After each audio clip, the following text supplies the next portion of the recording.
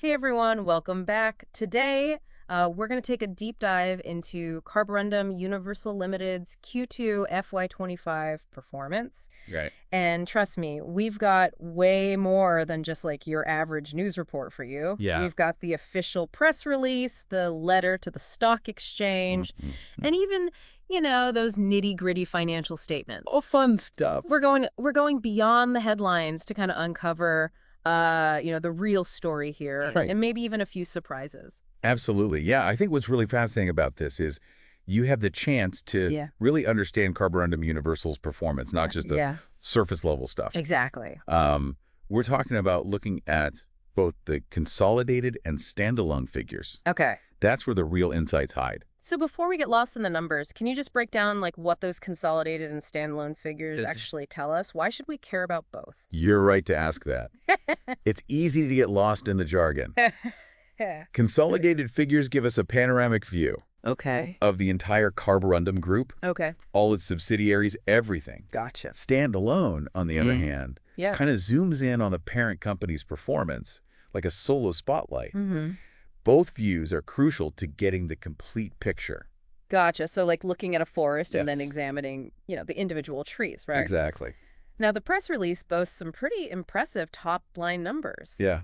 Record consolidated sales of Rs 1209 crores, a 7.6% jump, Wow. and standalone sales are up 9.6%. Really good. At first glance, things look pretty fantastic. Absolutely. Those headline numbers are definitely strong. Yeah. But remember, we're not just skimming the surface here. Right. Let's dive into the profit situation. Okay. That's where things get really interesting. Okay, let's unpack that. Yeah. The consolidated profit after tax, or PAT, is up 13.7%, Hmm? and standalone PAT is at a respectable 4.4% growth. Okay. So still positive, right? Yes, but hold on a second. Oh. While the overall profit is up, Yeah. some segments are actually showing declining profitability. Really? That's a detail you might easily miss if you just focus on Yes. the big, bold numbers. So even though the overall picture looks rosy, there are some, cracks beneath the surface. Essentially, yeah. Tell me more. Which segments are we talking about here? We're seeing this trend in both the abrasives and electrominerals segments. Okay. For instance, within abrasives, Sterling Abrasives, their American operations, and Awuko are all experiencing a dip in profits, both on a standalone and consolidated basis. Gotcha. And over in electrominerals, Phosphor Zirconia is showing the same pattern.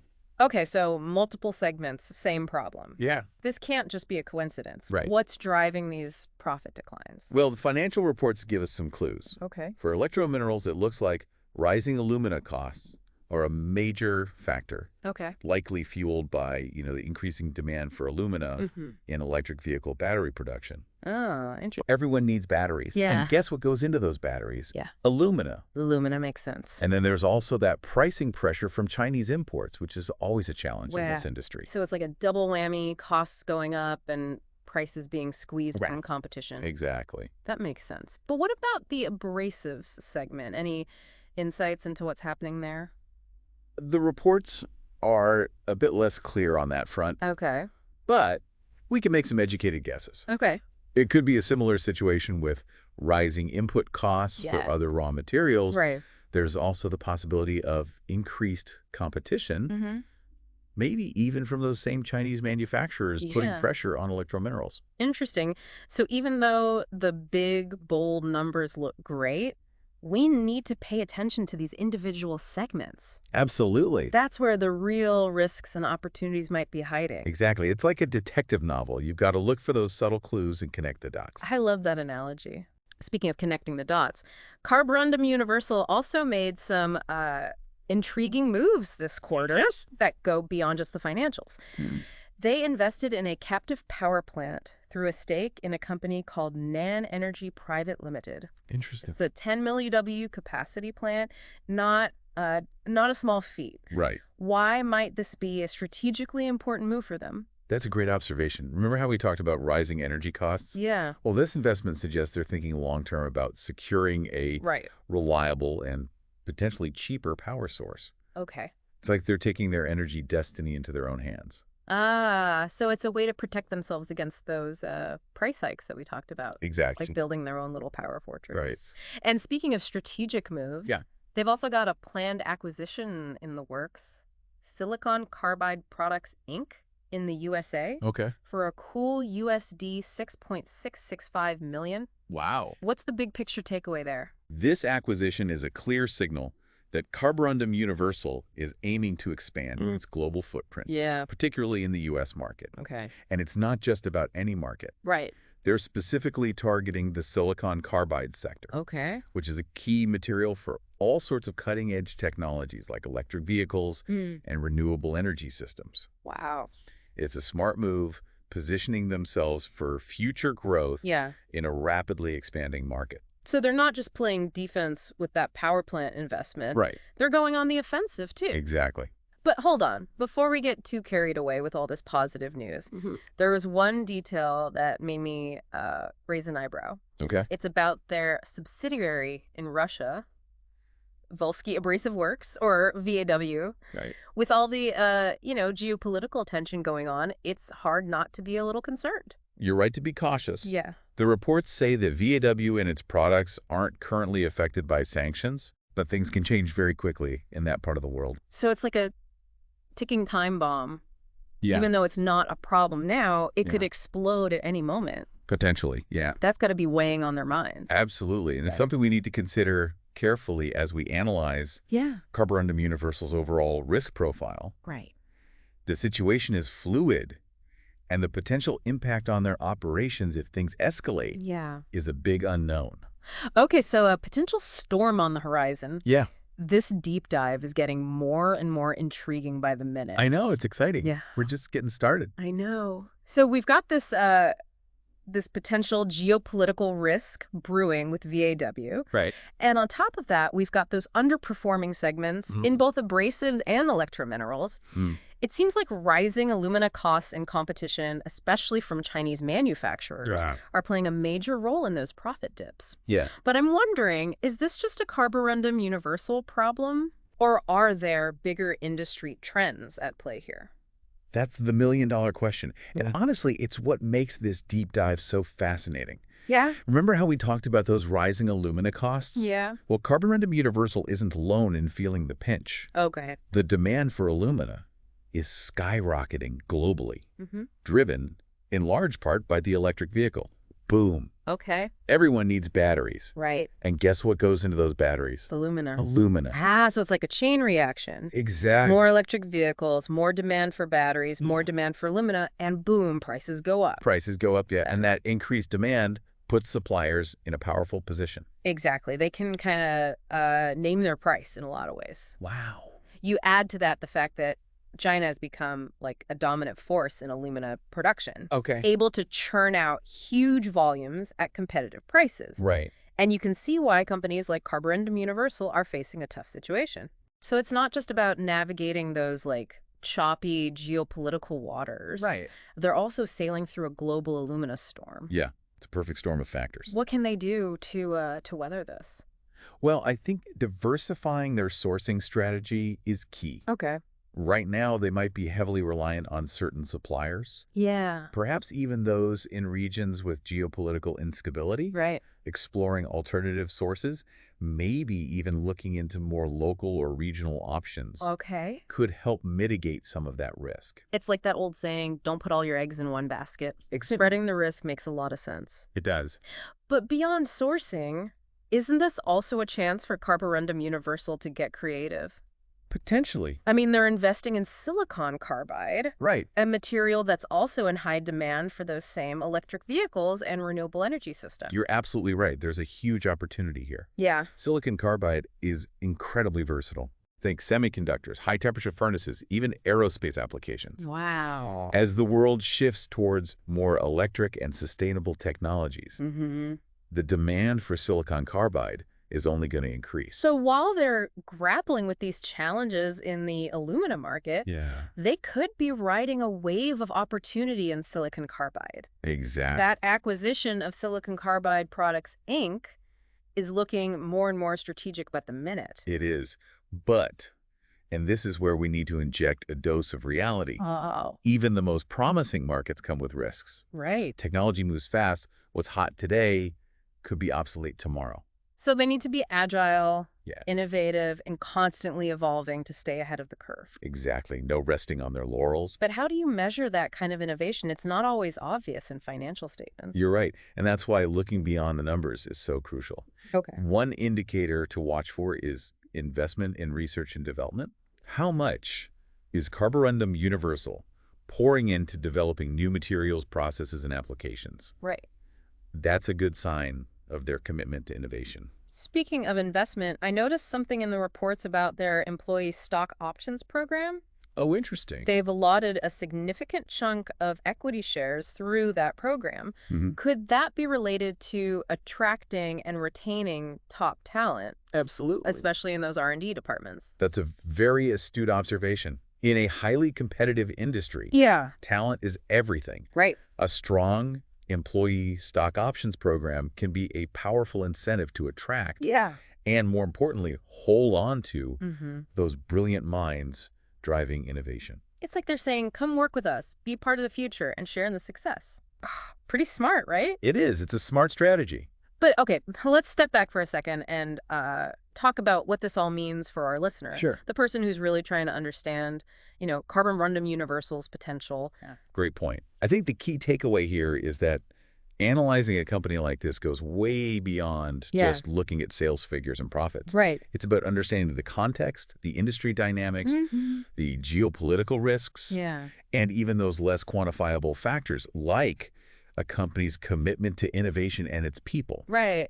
It's like peeling back the layers of an onion, revealing those hidden truths Exactly. that wouldn't be apparent from a casual glance. 100%.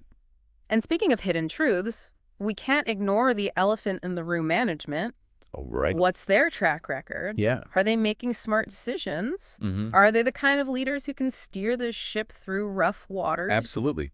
The people at the helm make all the difference. Yeah. It's their vision, their strategy, their ability to execute Right. that ultimately determines a company's success. Mm-hmm. So, yeah, investors need to scrutinize management's track record, Yeah. their communication, their overall approach. Okay, so we've dissected the financials, explored those industry trends, analyzed the geopolitical risks, Right. and even peeked into the minds of management.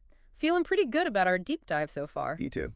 But before we wrap things up, Yeah. I want to address something that's becoming increasingly important for investors: sustainability. Excellent point. Mm-hmm. Sustainability is no longer just a buzzword. Right. It's a core consideration for investors who are looking at the long-term viability and ethical impact of company. Exactly. And luckily for us, Carborundum Universal, being part of the Murugappa Group, Yeah. has a strong legacy of commitment to sustainability. Okay, give me the details. What are they actually doing in this space? They've received recognition for their efforts in reducing their carbon footprint, Okay. conserving water, and fostering a safe and inclusive work environment. Oh, great. They're not just talking the talk. Yeah, They're walking the walk. that's fantastic. But I'm always curious about the tangible impact of these initiatives. Does it actually translate into better financial performance? That's the million-dollar question, Yeah. and one that's still being debated. Yeah. While the direct correlation between sustainability and profit can be tricky to pinpoint, Right. there's growing evidence suggesting that companies with strong ESG practices, Right. environmental, social, and governance, Mm-hmm. tend to outperform their peers over time. So it's not just about doing good, it's about doing well, too. It sounds like Carborundum Universal is ticking all the right boxes here. They are. But before we move on to our final segment, Okay. I want to do a quick recap. All right. We started with their Q2 FY25 performance. Yes. Dug into those underperforming segments and that looming geopolitical risk with VAW, then zoomed out to look at those global industry trends and the potential for growth in silicon carbide. Right. And now we've added another layer, sustainability, painting a pretty comprehensive picture of this company. It is. So where do we go from here? Hold on. There's one more crucial detail in those financial statements that deserves our attention before we conclude. What is it? Remember our discussion about VAW and the potential geopolitical risks associated with the Russian operations? Yes, that was definitely a cause for concern. Right. Especially with the the unpredictable situation over there. Exactly. But what else is there to uncover? Well, we discussed the potential for things to go south. Right. But what if it's actually going well? Really? That's the twist. Okay. The financial statements reveal that VAW has actually been performing quite well. Wow. Despite all those geopolitical headwinds, Interesting. they've significantly contributed to Carborundum Universal's overall revenue growth this quarter. Wait, seriously? Yeah. So they're not just surviving, they're thriving in that environment. They are? That's unexpected. It is. But here's the catch. Okay. We're dealing with a lot of unknowns. Right. What if the situation in Russia takes a turn for the worse? Yeah. What if sanctions are expanded or the conflict escalates? Right. How would that sudden shift impact VAW's operations and ultimately Carborundum Universal's financial performance? It's like a high-stakes gamble. Right now, it's paying off. Exactly. But the stakes could be raised at any moment. Exactly. And that's why we need to factor this uncertainty into our overall assessment of Carborundum Universal. Okay. We can't just look at their current success with VAW and assume it's smooth sailing ahead. Right. We need to acknowledge the potential for things to change drastically. Yeah. And that's where things get really interesting for investors. Okay, so buckle up, everyone. This deep dive is about to take another turn. So we've got this Russian subsidiary VAW performing like a rock star amidst all the geopolitical drama. It is pretty remarkable. It's a wild card that could boost Carborundum Universal even higher. But it could also turn into a major liability. Right. If things take a turn for the worse. Yeah. Talk about a nail-biter. It's like watching a high-stakes poker game. Yeah. And that's what makes investing so fascinating. You know, It's not just about crunching numbers. Yeah. It's about making judgments about the future. Right. How do you see the geopolitical landscape unfolding? Yeah. What's your gut feeling about the situation in Russia? Yay. It's these kinds of questions that separate good investors from great ones. Whoa. That's putting a lot of pressure on our listeners. Right. I mean, we're not geopolitical experts. Right. It feels like we're stepping outside our comfort zone here. And that's exactly the point. Investing in today's world requires us to think beyond balance sheets and profit margins. Okay. We need to understand the interconnectedness of global events, politics, economics, everything. So it's like we're piecing together a giant jigsaw puzzle. Yes. With each piece representing a different force shaping Carborundum Universal's destiny. 100%. The financials, the industry trends, the geopolitical landscape. It's all connected. It's all connected. Now let's bring this back to our listener. Okay. What does this all mean for you? Well, I think it highlights the importance of doing your homework. Yeah. Those seemingly small details in financial statements, like the mention of VAW and its Russian operations, can have a huge impact on your investment decisions. Okay. It's not enough to just look at the surface. You've got to dig deeper. Don't just rely on headlines or simplified narratives. Exactly. Get your hands dirty with those financial reports, explore those footnotes, and consider those what-if scenarios. Absolutely. That's how you uncover the real story. That's how it's done. Okay, so we've covered a ton of ground today. We have. We've dissected Carborundum Universal's financial performance, delved into industry trends, navigated geopolitical risks, explored their sustainability efforts, and even pondered the unpredictability of global events. It's been a journey. What's the final verdict? Give it to me straight. Well, as with any investment, there's no crystal ball. Carborundum Universal has a lot going for it. Yeah. Those impressive sales figures, those strategic acquisitions, that commitment to sustainability. But there are also those potential risks, especially with VAW and those underperforming segments. So it's a bit of a tightrope walk. But hey, isn't that what makes investing so exciting? It is. Weighing the risks and rewards, making those tough calls, and taking that leap of faith. You said it.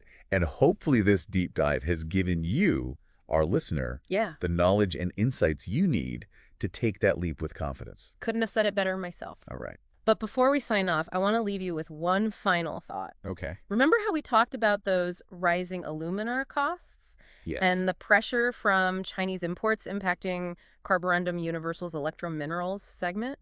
What broader industry trends might this be pointing to? Right. And what could this mean for their future in this area? Yeah, what could it mean? It's something to ponder as you continue your own deep dive into this fascinating company. Always good to leave our listeners with something to think about. Thanks for joining us on this deep dive into Carborundum Universal. Until next time, happy investing!